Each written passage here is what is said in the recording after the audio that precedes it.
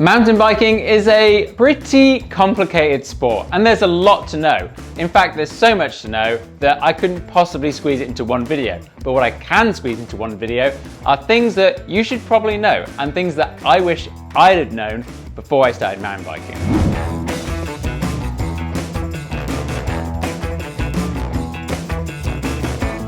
Tire pressure. It's the most important thing that's overlooked by so many mountain bikers.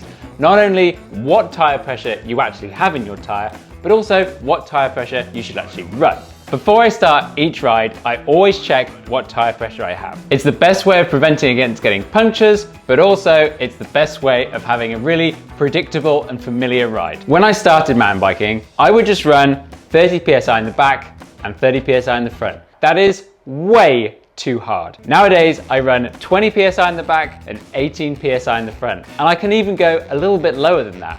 I weigh about 160 pounds, which is about 72 kilos or so. And for me, I don't get flats, the tire doesn't squirm too much, and I have optimal grip.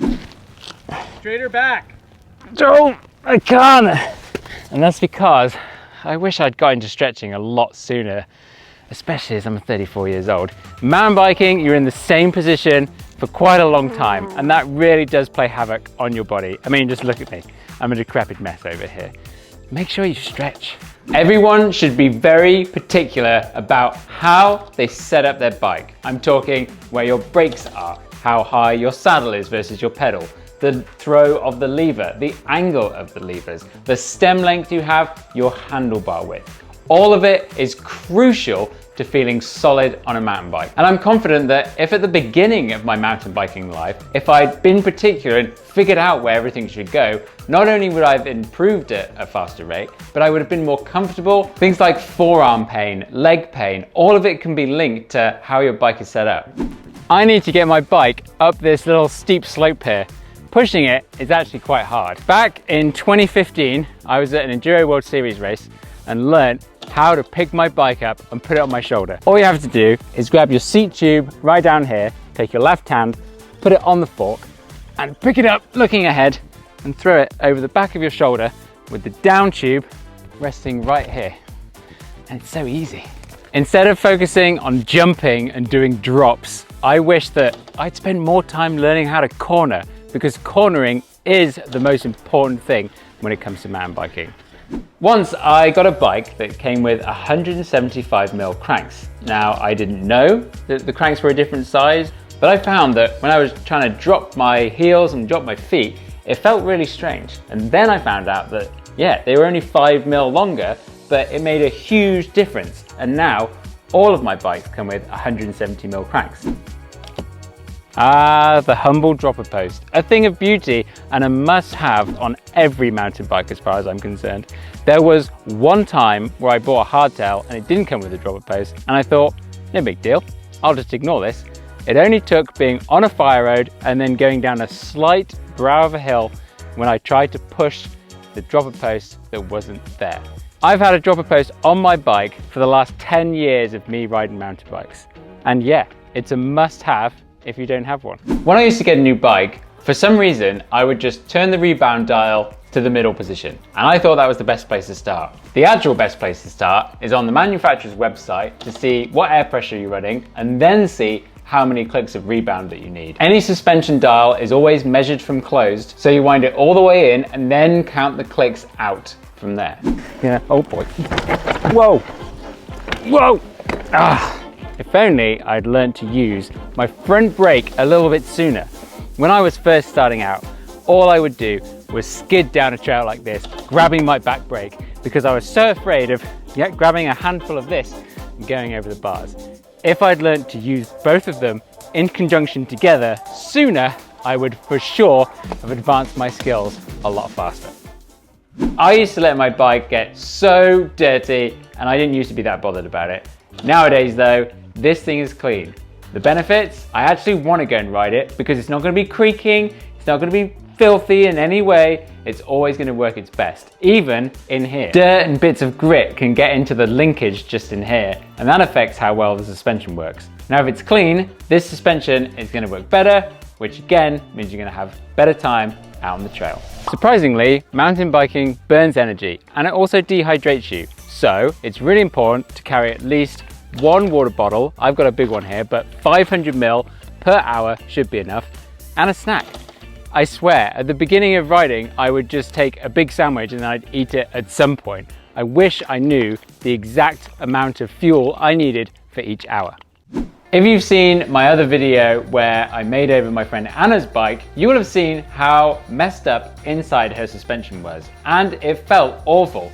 You've actually got to service these things to keep them working as best as they can. And one of the key indicators you'll see if things are going wrong are wear marks coming up and down here. Doing a lower service is so easy. I've actually done a video all about it, which you can find by clicking this link up here. And it really does transform your bike, and it's just so easy to do. On my Instagram, @PaulThePunter, I asked you guys what you wish you'd known before you started mountain biking.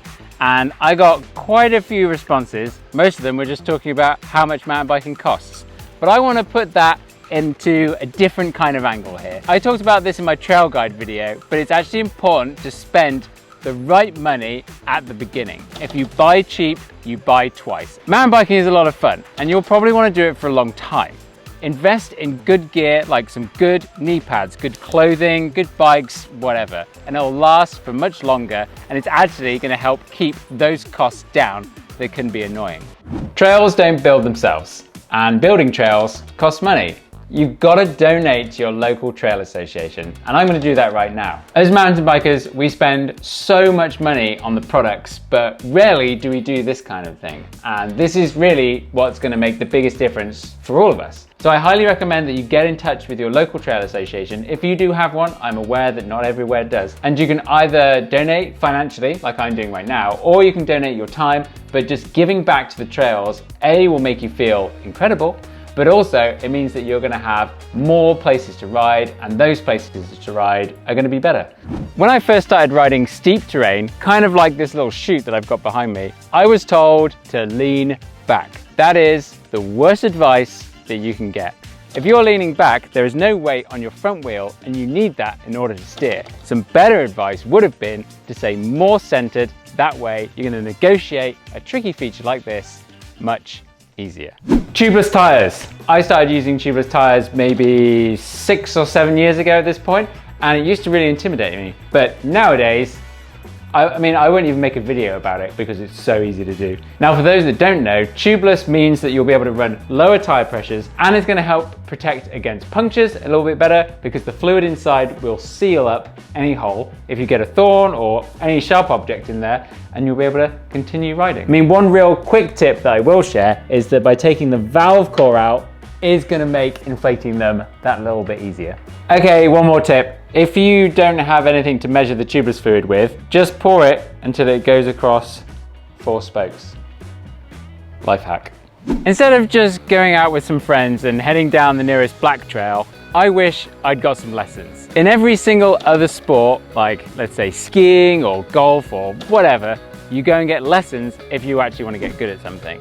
And luckily nowadays there are so many mountain bike coaches and teaching programs available. I recommend you find your nearest one, go and sign up and learn some valuable skills. Oh God. Oh, let's be honest, climbing sucks. But do you know what? It gets easier the more you just do it. And if only I'd known that if I applied myself to improving my fitness and just stayed on my bike for a bit longer on the climbs, the fitness would actually come quite quickly, faster than I expected, in fact. Where am I? I'm in the middle of nowhere here. Luckily, this is just a dramatic reenactment because TRAILFORKS doesn't use your data. It works off maps that have already been downloaded onto your phone and GPS. Do you know what I really think I wish I'd known before I picked up mountain biking, Joel?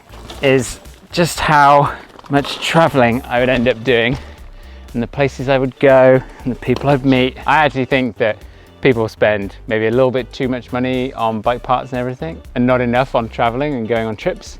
If you'd like to be a Sponsor's Dream just like me, then grab yourself a Sponsor's Dream piece of merch from the link in the description below, and it's also the first comment that you'll see down there. And if you've enjoyed this video, hit the like button, and if you aren't already, subscribe to the channel so you'll be notified of future videos just like this, but more importantly, watch it twice. Cheers punters, I'll see you next time.